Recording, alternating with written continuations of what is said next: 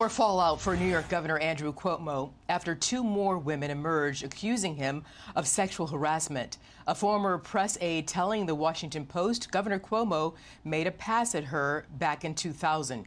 Here's the governor's spokesman. Quote, "This did not happen. Karen Hinton is a known antagonist of the governor's who is attempting to take advantage of this moment to score cheap points with made-up allegations from 21 years ago.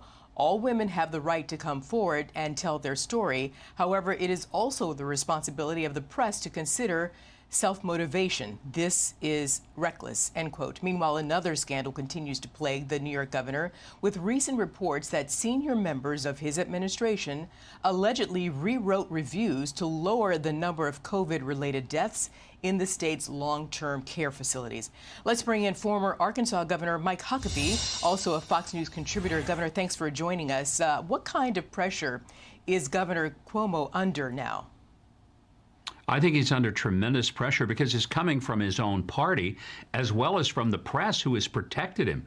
And I mean unbelievably protected him.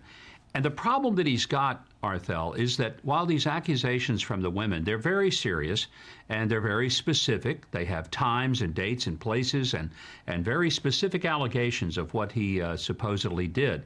But let's be fair, he's entitled to a presumption of innocence, and he's entitled to due process. So I want us to be careful and not rush to judgment and say, well, he's guilty because somebody accused him.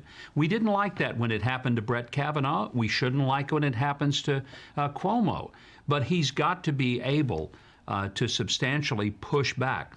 I think his bigger problem is this nursing home scandal. And the reason is because, as bad as those other things were, it has to do with his personal life. But this has to do, the nursing home scandal, with his professional judgment, with his duties as governor, and the fact that thousands of people died because of very poor judgment on his part. And then the worst thing than the crime itself is the cover-up, and the fact that they hid data from his own legislative body and did it intentionally. That's a problem. I don't know how he survives it. Either one could be enough to get rid of a governor. In politics, it's not just about the facts that you deal with, it's the perception of them. And the perception on either of these things are enough to take most people out.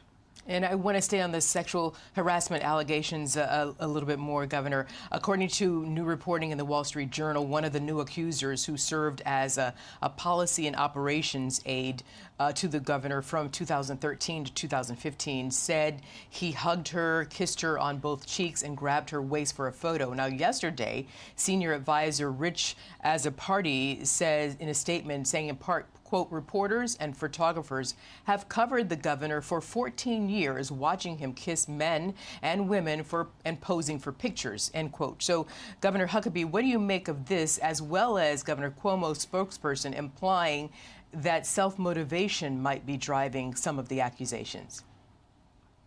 That's entirely possible. Look, I'm a Southerner. We hug everybody. You know, it's normal. It's the way we greet people. At least we did before COVID. But there's a line, Arthel, and I think most of us clearly understand what is a friendly kind of colloquial hug and what then crosses that line and becomes a little bit too intimate. Certainly the person who is giving it knows, and when this many people, these are people, and let's keep this in mind, people who worked for him. These aren't just random strangers who are coming up with these allegations. These are people who liked him enough, they wanted to work for him, they did work for him, they must have admired him, and then whatever it was that he did scared the daylights out of them, turned them off of him, and now there are more and more people who are finding their voice, and a lot of them are saying the reason they didn't say it before is because he's vindictive and he promises that he's going to wreak punishment on them, and so they were fearful. So every day there's more and more stepping forward. I think that's a huge problem for Governor Cuomo. I want to take a look at a Quinnipiac poll from last week that showed 55% of New Yorkers said that Governor Cuomo should not resign. However, 59% say they don't want him to run for re-election again in 2022. Where do you stand on this?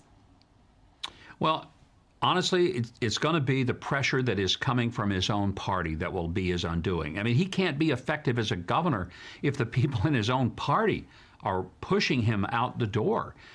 He'll never get his legislation passed. He's not going to get the cooperation that he needs. You know, having been a governor, you just can't function very well if the people that ought to be your strongest allies have turned against you and are demanding that you find the door and find it quickly. And then when the press turns against him, they've been his biggest supporters. That's tough.